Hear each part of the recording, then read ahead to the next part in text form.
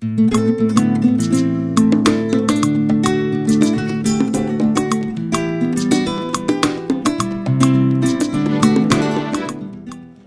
fidèles téléspectateurs et bienvenue à ce nouveau numéro de Gros Plan. Pour aujourd'hui, nous faisons un gros plan sur le gouverneur Baseani Nanga Christophe. Il est gouverneur, n'est-ce pas, de la province du Haut-Ouélé. Cette province, vous le savez vous-même, fidèles téléspectateurs, qu'elle a pour chef-lieu Isiro avec une superficie de 89 683 km². Et c'est une province, la langue parlée c'est le Swahili. Et dans cette province, nous retrouvons à peu près 6 territoires, à savoir Dungu, Nyangara, Rungu, Wamba, Wacha et également Faradje. Voilà, alors aujourd'hui nous nous sommes dit qu'il serait bon qu'on essaie un peu de faire notre gros plan sur ce gouverneur, tout simplement par rapport aux exploits qu'il est en train de faire, n'est-ce pas, de faire dans cette province. Il y a quand même cette réhabilitation, n'est-ce pas, des routes qu'il a eu à faire en fond à comble. Nous l'encourageons quand même par rapport à ça. Ça rentre dans le cadre de la vision du chef de l'État, j'ai cité Félix-Antoine Tshisekedi Tshilombo, qui veut que la République démocratique du Congo puisse aller de l'avant. C'est pourquoi, dans le cadre de la décentralisation du pouvoir, chaque province est chapeautée par un gouverneur et ce dernier représente le chef de l'État dans cette partie. Alors c'est pourquoi pour aujourd'hui, avec cette province du Haut-Ouélé chapeautée par M. Baseani Nanga Christophe, alors avec les infrastructures qu'il est en train de tout faire, mais vous connaissez vous-même que à chaque fois la personne se met à faire de bonnes choses, les détracteurs ne dorment jamais, ils sont toujours aux aguets dans le souci de le mettre les bâtons dans les roues. Mais heureusement qu'avec lui nous disons toujours que toute arme forgée contre Baseani Nanga Christophe sera nulle et sans effet. Autre exploit, il a créé quand même des emplois. La création des emplois, n'est-ce pas, a vu le jour, n'est-ce pas, dans cette partie de la République démocratique du Congo. Nous disons chapeau bas au gouverneur. Il y a également le coût de la vie qui était trop cher hier, mais aujourd'hui, le coût de la vie est devenu quand même abordable.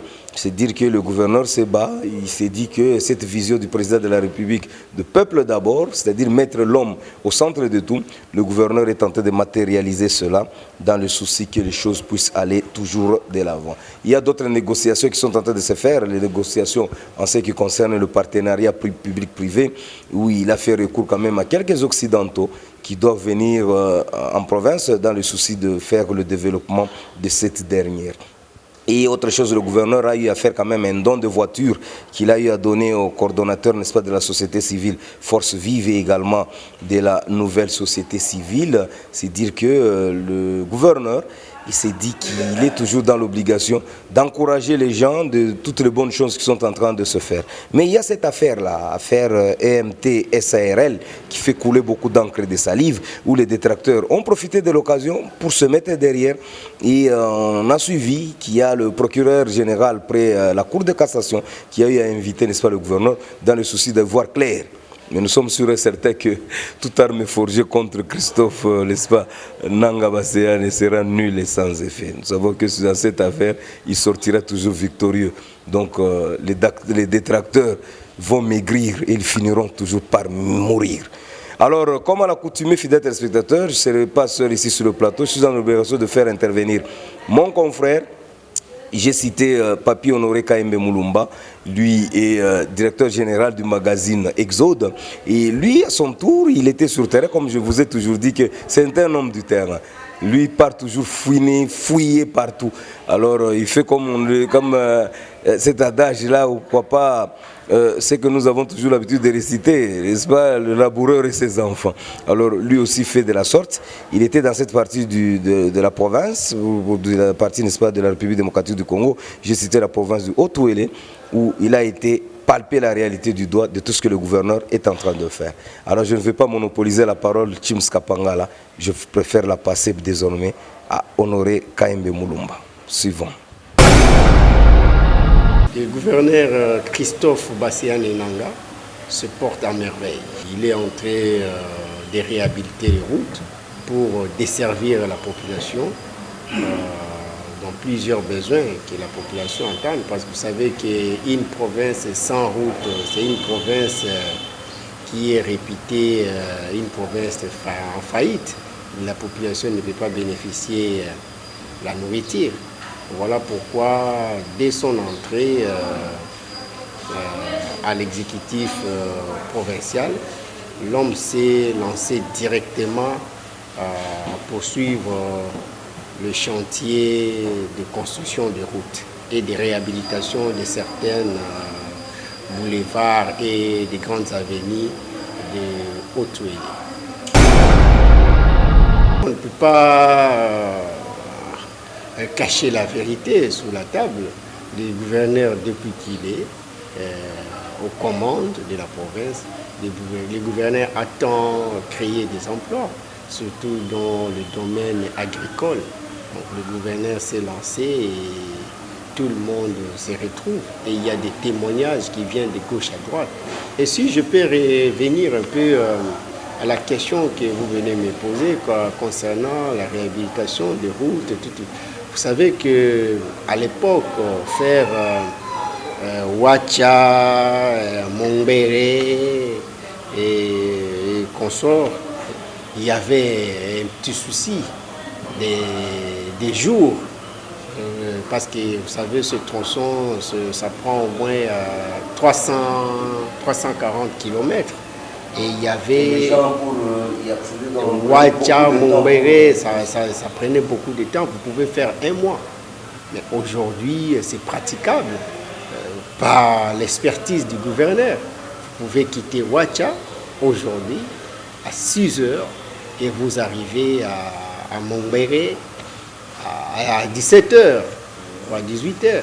Tandis qu'à l'époque, ce n'était pas le cas. Et ce sont des cas à féliciter le gouvernement. Non, il n'y a pas la magie. Quand vous avez le pouvoir du savoir, parce que vous savez, le pouvoir du savoir, c'est l'intelligence. Quand vous avez le pouvoir du savoir, vous pouvez faire réaliser quelque chose qui était auparavant par vos prédécesseurs. Ça prenait au moins 1 année ou 2 ans. Mais si vous venez, vous avez ce pouvoir du savoir, vous pouvez le réaliser dans 2-3 jours. Et voilà pourquoi, quand il a trouvé qu'il faut faire quelque chose pour que la population bénéficie de la nourriture, parce que le social, c'est ça le cheval de bataille du gouverneur, parce qu'il a suivi le mot d'ordre de son chef direct, qui est le président de la République, parce que lui, en tant que gouverneur, il représente les chefs de l'État. Vous savez que les chefs de l'État prônent le peuple en avant-premier. Parce que si la population pleurniche, c'est que les chefs ne travaillent pas. Et aujourd'hui, si vous allez à Haut-Touélé, la vie, elle est réduite vraiment à un coût là vraiment bas, que tout le monde se retrouve.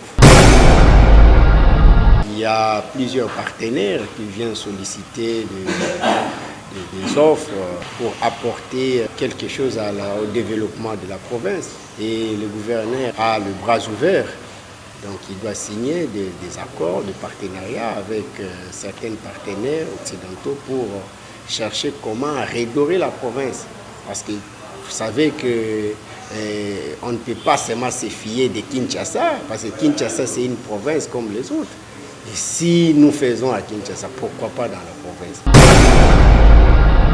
Et à ce qui concerne le don qu'il a fait pour le coordonnateur de la société civile, Force Vive de Haut-Touélé, et ce sont des engins, pas des occasions d'Europe, ce sont des engins neufs, même pas neufs, qu'il a donné pour que ça puisse permettre la mobilité des voitures neuves, ça puisse permettre une bonne mobilité